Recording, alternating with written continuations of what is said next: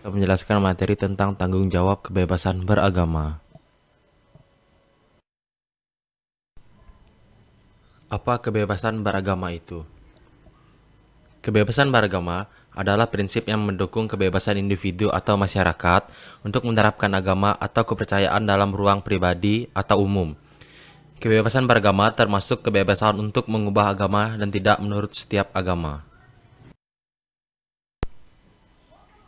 Baik, di sini kita akan masuk ke pembahasan berikutnya.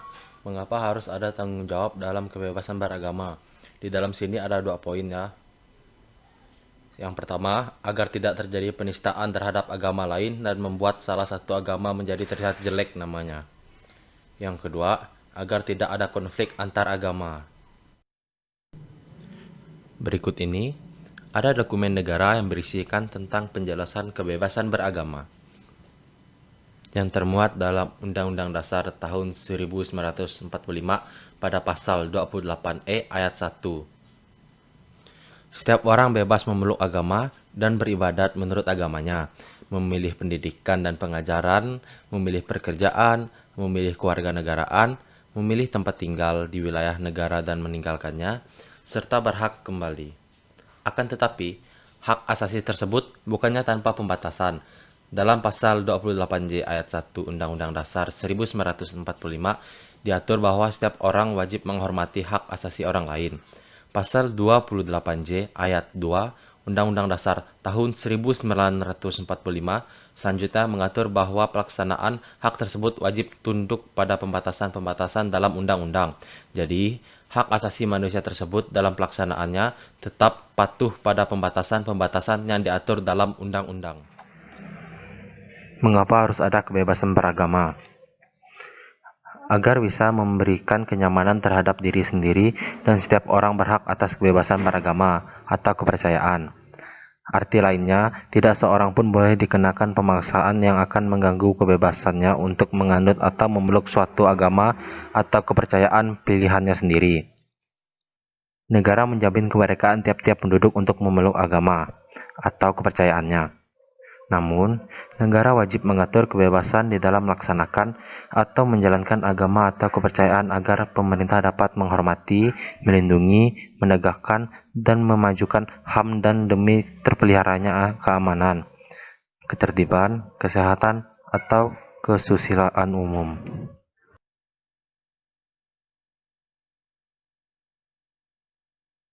Contoh kebebasan beragama. Yang pertama, bebas memilih agama yang dianut. Maksudnya, dari diri kita sendiri kita telah diberikan kebebasan untuk memilih agama. Jadi, kalau kita ingin memilih agama itu kita tidak perlu ikut paksaan orang lain atau apa. Itu sesuai dengan keyakinan kita sendiri dan kenyamanan kita sendiri. Yang kedua, menghargai perbedaan agama yang ada. Kita harus menghargai walaupun berbeda. Maksud dari setiap agama itu pasti satu, yaitu menebar kebaikan, bukan memberi pengaruh buruk. Jadi kita harus saling menghargai agama yang ada. Toleransi antar umat beragama. Ya kalau toleransi itu pasti harus ada agar selalu terjalin kedamaian antar umat beragama.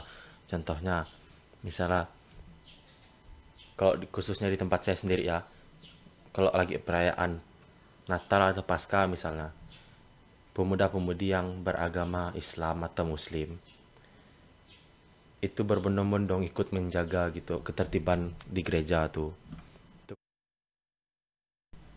Slide ketujuh kali ini saya akan memberitahukan ada 6 agama yang berada di Indonesia. Ada Katolik, Islam, Buddha, Konghucu, Kristen, dan Hindu. Selamat pagi, perkenalkan nama saya Marayati. Hari ini jelaskan tentang kebebasan beragama, yaitu arti kebebasan beragama dan dasar kebebasan beragama. Yang pertama saya akan menjelaskan arti kebebasan beragama. Kebebasan beragama adalah prinsip yang mendukung kebebasan individu atau masyarakat untuk menerapkan atau kepercayaan dalam ruang pribadi atau umum. Kebebasan beragama termasuk kebebasan untuk mengubah dan tidak menurut setiap agama dalam negara yang mengamalkan kebebasan beragama, agama-agama bebas dilakukan, dan ia tidak menghukum atau menindas pengikut kepercayaan lain dari agama resmi. Itu artinya bahwa kebebasan beragama adalah milik pribadi seseorang. Seseorang itu berhak memilih agamanya masing-masing sesuai dengan kepercayaan dan keyakinan. Tidak ada tuntutan, tidak ada paksaan untuk seseorang mengikuti ajaran, keyakinan, dan kepercayaan dari orang lain. Oleh sebab itu, kebebasan ini juga disahkan oleh hukum.